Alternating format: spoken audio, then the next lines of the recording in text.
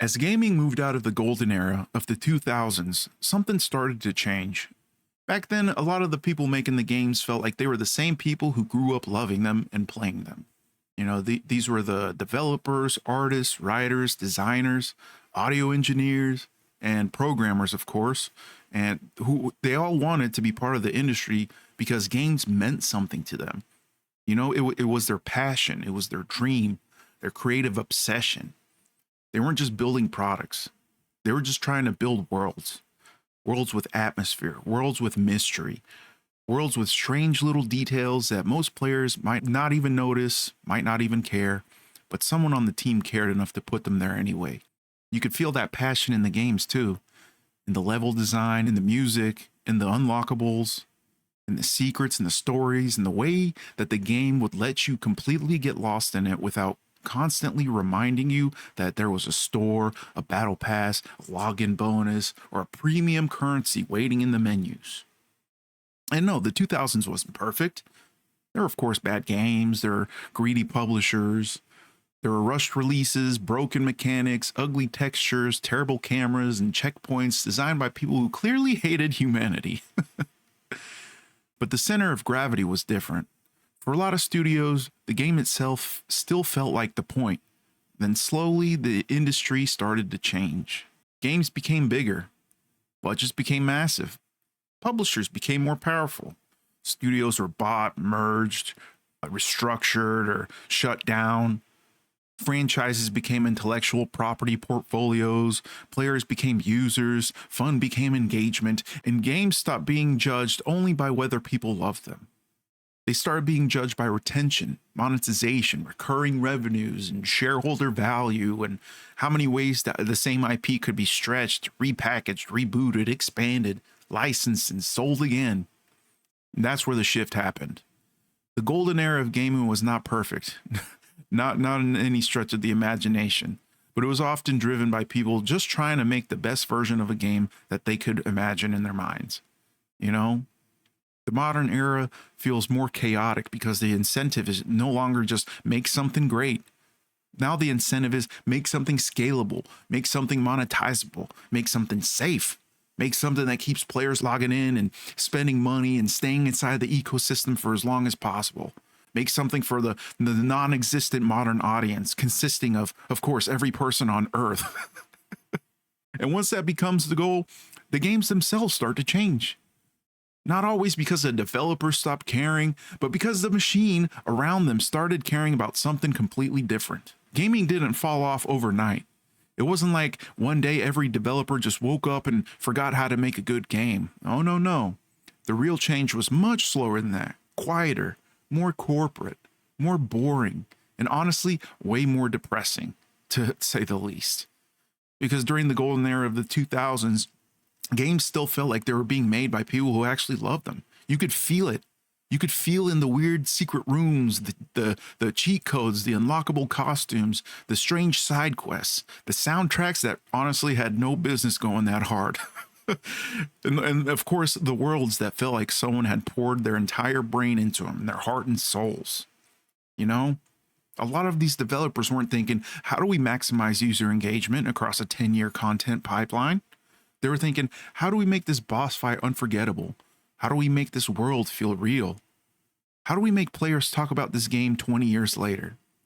How can we optimize the performance of the game while staying true to our vision? And that's the key difference. Modern gaming is not just different because technology changed. It is different because the incentives changed. The industry went from passionate teams trying to create the best version of their vision to massive corporate systems trying to extract the most value from intellectual property, right? Games became assets. Franchises became pipelines. Studios became departments. Players became metrics. And somewhere in that transition, the soul of a lot of games started getting replaced by spreadsheets. And to understand how we got here, you have to look at three things. Who used to make the games? Who owns the games now? And most importantly, what the business model started rewarding. Because when people talk about the golden era of gaming, they usually talk about the games themselves. Games like, Halo, Diablo 2, Morrowind, Mass Effect, Warcraft 3, Half-Life 2, BioShock, Resident Evil 4, GTA San Andreas, Oblivion, Sims, God of War, Shadow of the Colossus, Modern Warfare, Knights of the Old Republic. The list goes on and on. But the real story isn't just about those games, or the fact that they were good. The real story is that many of them came from studios with a strong creative identity. You knew exactly what a Blizzard game felt like. You knew exactly what a BioWare game felt like, or Bungie, or Bethesda, Rockstar, Valve. In some of those companies, the feel of those games still exists in some of the games that those companies make. Mostly just Valve and Rockstar, right? But, these studios had flaws, obviously. No company has some magical kingdom of pure creativity and friendship. Crunch existed, bad management existed, greedy decisions existed, broken games existed. But a lot of these studios still felt like they had a soul. They had people at the center with taste, with vision, and weird obsessions, with specific ideas about what games should feel like. And when these people were given enough time, enough control, and enough room to make something risky, they created games that people still talked about decades later. And that is what people miss when they talk about the golden era of video games. They don't just miss the old graphics and, the discs and the manuals. They don't just miss split screen and cheat codes and LAN parties. They miss the feeling that a game was made by people trying to give you an experience, not by some corporate structure trying to extract maximum lifetime value from a player. And that brings us to the first big shift. So, who used to make the games?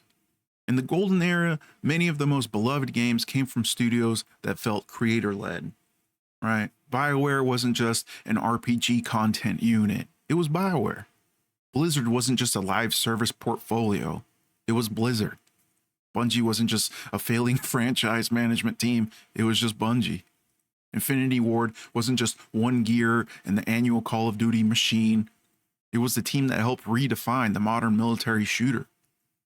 The people making these games were often gamers themselves. They understood what players cared about because they were players. They obsessed over mechanics, they argued over balance and hid secrets and built strange little systems. They wrote lore most players would never fully read or comprehend. They added little details that didn't need to be there, but it made the world feel alive. And that matters, because the best games from that era often didn't feel like they were just designed by an HR committee trying to please everybody without offending any of them. They felt like they were made by a team that had a specific vision and wanted to drag you into their world. Sometimes that vision was messy or janky. Sometimes the controls felt weird and the tutorial was basically like, good luck, idiot. But there was a trade-off. The games had identity.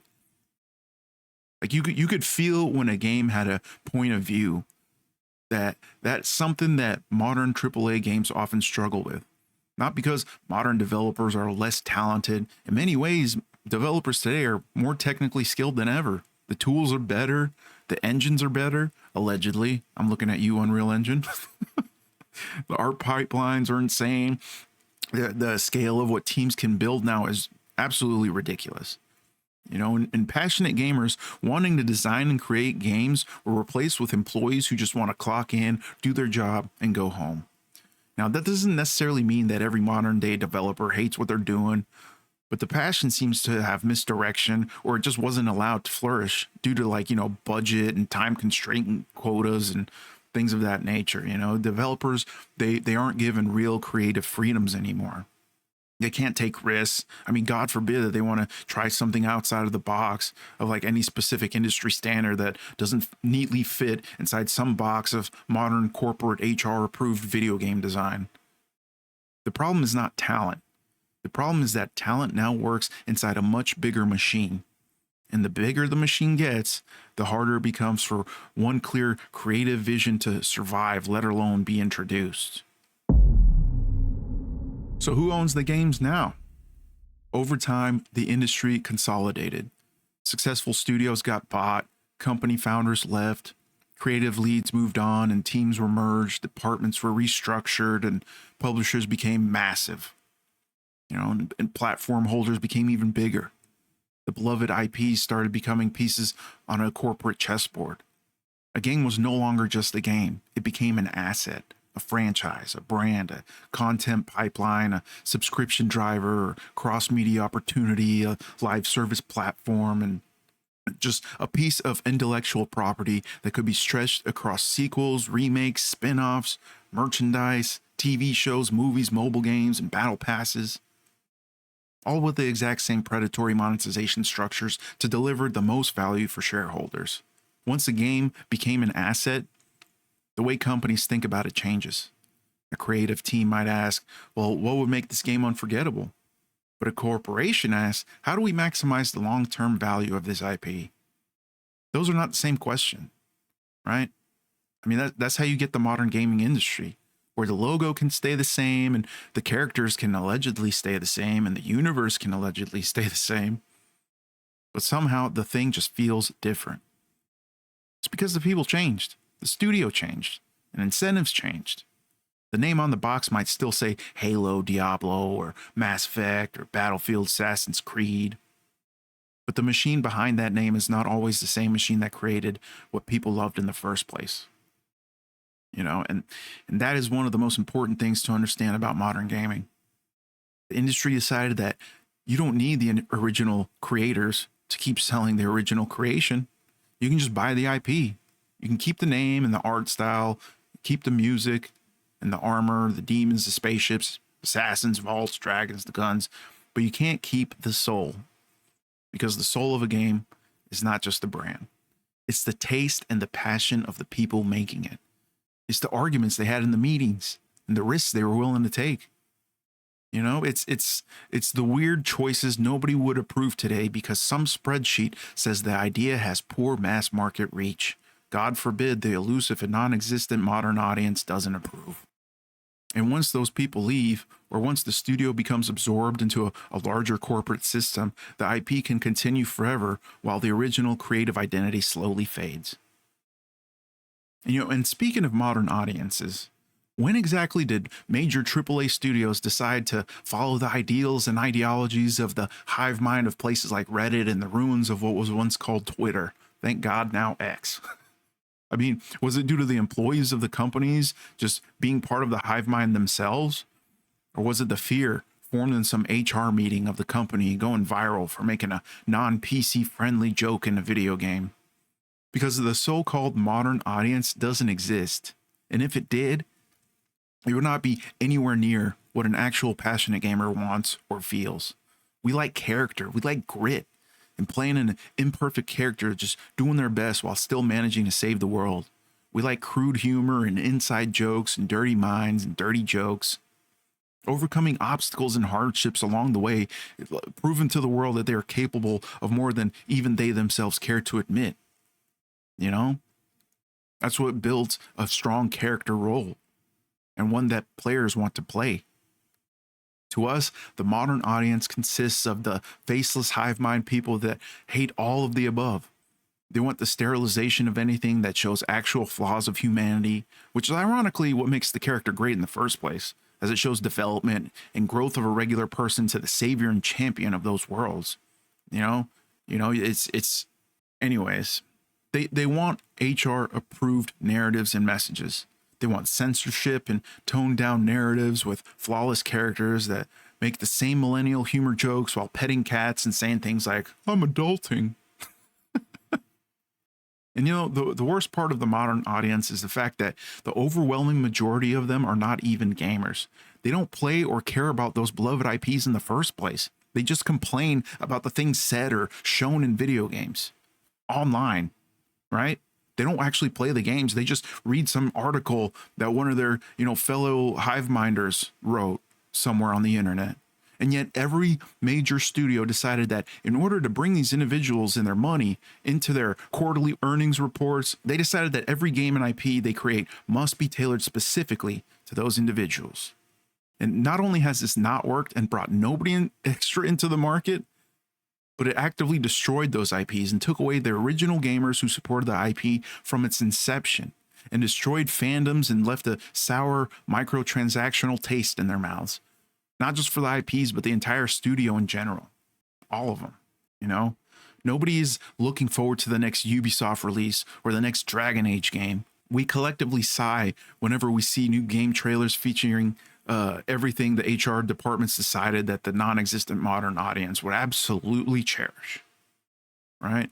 I mean, the studios and their IPs no longer carry water with the actual audience that buys the games in the first place. We're the ones who put them in business and kept them afloat and launched them into where they are now. And this is exactly the reason why, for example, a major studio like EA was acquired by the investment firm called Silver Lake, which is Saudi Arabia's public investment fund. Now, hopefully, they'll re-energize the franchise. I guess we'll see on that. Anyways, I digress. It's important to note that this doesn't mean that every sequel is bad. A new team can absolutely take over and make something great. You know, like God of War is a good example of a franchise exchanging hands and still producing an incredible game. Matter of fact, two of them. You know, Resident Evil found its way back after losing itself for a while. Even under giant publishers, great games still happen. But those successes usually happen when the team understands what made the original work. The problem is when the IP becomes more important than the game. When the brand becomes more important than the experience, when the franchise roadmap becomes more important than the player's memory of actually playing it. And that leads into the third shift. What the business model started rewarding. So what exactly does the business model reward now? In the older model, the basic idea was simple. Make a great game, sell that game, and maybe release an expansion or like a DLC. And then you move on and make another great game. Again, it wasn't perfect. Companies still wanted money, publishers still made bad decisions, licensed garbage still existed, but for a lot of the games, the product was still the game. Today, the most profitable version of a game is often not a finished product. It's a system that keeps people logging in, a system that keeps people spending, a system that tracks engagement, a system that sells cosmetics, season passes, battle passes, boosters, premium currencies, and early access editions, founders packs, deluxe upgrades, and limited time bundles. And like those giant war chests that don't even come with the original game. It just comes with a bunch of like statues and a bunch of like art and stuff. But what about the actual game? What are you buying? You know? The question changed from, did the player really enjoy the game, to did the player return tomorrow to spend more money? You know, and that one shift explains so much. It explains why so many games feel like chores now, and why every menu has 10 currencies and you can't just unlock the cool armor by beating a hard boss anymore. It explains why a game launches unfinished and then promises to become complete over the next 3 seasons. You know, and it explains why the roadmap replaced the finished product, and why games keep asking for your time long after they stopped respecting it. Because in the modern model, your time is the product. Your attention is the product. Your habits are the product. Your fear of missing out is the product. I mean, your attention to the IP is the product, and your nostalgia is the product. I mean, this is why modern gaming starts to feel exhausting. The game doesn't just want you to play. It wants you to check in and grind and claim these rewards, finish the pass, visit the store, make sure you come back before the event ends. It wants you to feel like you're falling behind if you stop. This is not just game design. This is behavioral design. They literally hire psychologists to design these systems to keep people addicted. You know, and once that becomes normal, games stop being built around fun. They start being built around retention. A good game asks, are you having fun? A modern live service game asks, are you still engaged? And those are very different questions. You can see this shift across the entire industry. Studios that once built genre-defining video games were acquired, absorbed, restructured, or just plain shut down. You know, creative leads who define the entire franchises just left, retired, or pushed out, or just moved on. Or maybe they were just fired. You know, publishers that once sold box games started reporting live services and recurrent spending, engagement, subscriptions, and digital content as the major business pillars for their games. And we all noticed, the players noticed. They may not always use corporate language to describe it, you know, but most people aren't sitting around saying, wow, I can really feel the shareholder value optimization in this boss fight. They just say this game feels soulless, or this game doesn't feel like BioWare anymore, or Halo doesn't feel like Halo. Blizzard isn't Blizzard. Why does every game feel like a store now? And that's the point. Players can feel when the incentives change, even if they can't always explain exactly how. They can feel when a game was designed to be memorable, but they can also feel when a game was designed to be monetized, right? So when people say gaming used to be better, they're not always saying that every old game was better. They're saying the industry used to reward different things.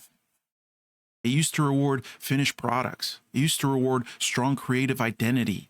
It used to reward risk more often than it does now, that's for sure. It used to reward giving players something worth remembering.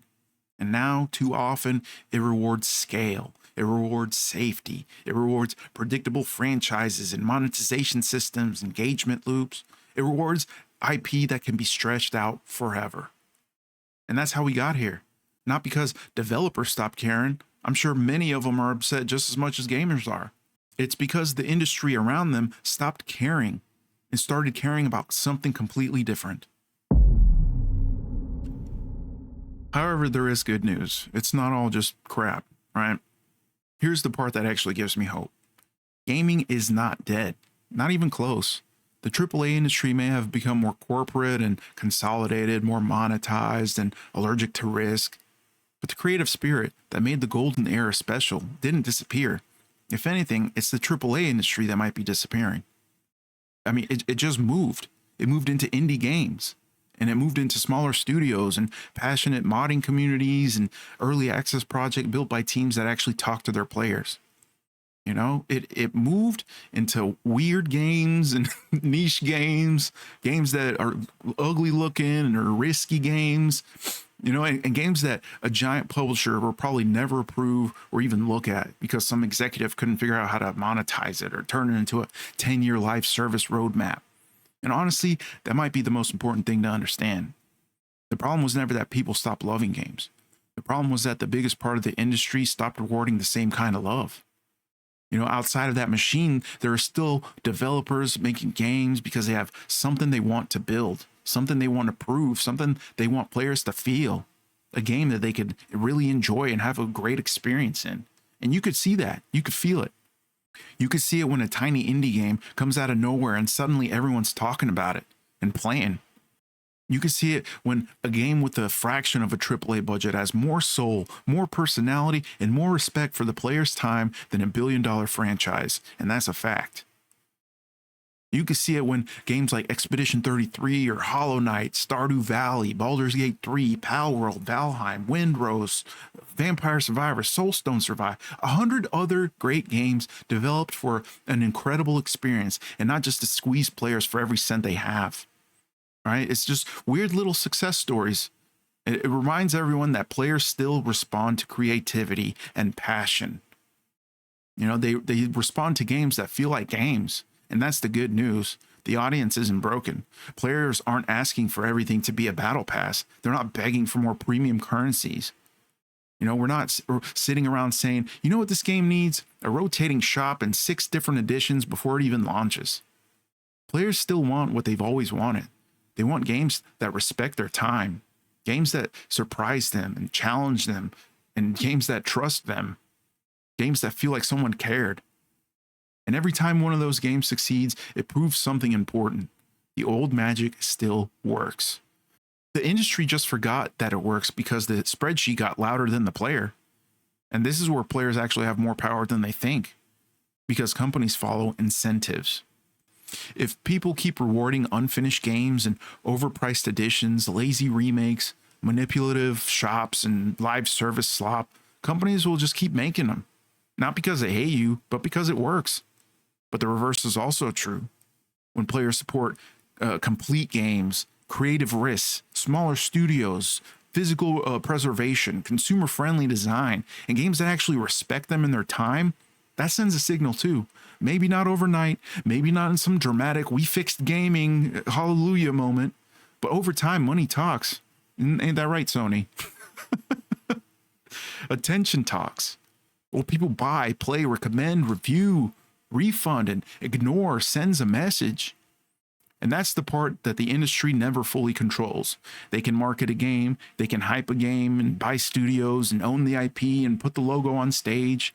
They can say all the right things in a trailer, or mostly all the wrong things, but they can even they can have every so-called professional video game reviewer all around the world call every slop game a masterpiece 10 out of 10.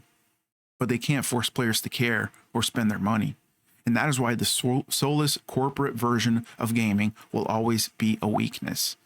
It can imitate passion, but it can't fake it forever. Eventually, people notice. They notice when a game feels like homework. They notice when a franchise feels like a corpse being puppeted around for brand recognition. They notice when every system is designed to slow them down or sell them something or keep them logging in out of guilt instead of excitement. And they also notice when a game is real, when a game has identity, or when it has risk, or when it was made by people who clearly give a damn.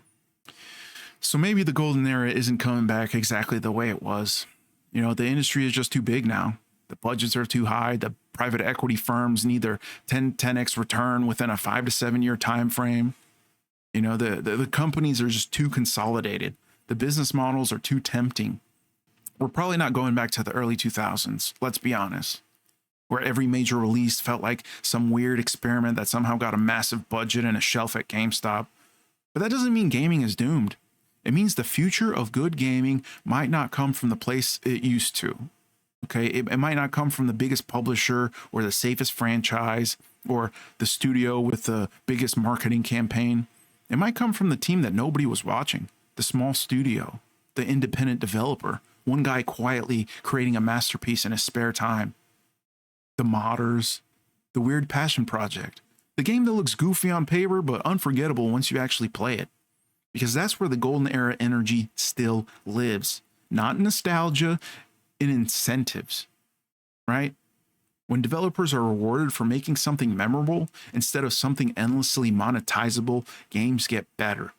When players reward creativity instead of addiction loops, games get better. When studios are allowed to have identity instead of being turned into content factories, games get better. And that's the great news. The soul of gaming isn't gone. It's just not always living where the biggest companies want you to look. Anyways, guys, that's all I have for today. So if you made it this far, I truly appreciate you listening. If you enjoyed this video, please leave a like. It truly helps the channel out a lot, especially since I'm just getting started here. I am curious what you think. So what game or studio or franchise do you think best represents this shift from passion project to corporate slop? Drop it in the comments. And also subscribe if you want to join the Naptologist family for more gaming content, industry breakdowns, and dangerously well-rested analysis. So remember, folks, stay rested, stay dangerous, and don't let a battle pass raise your children. See y'all next one.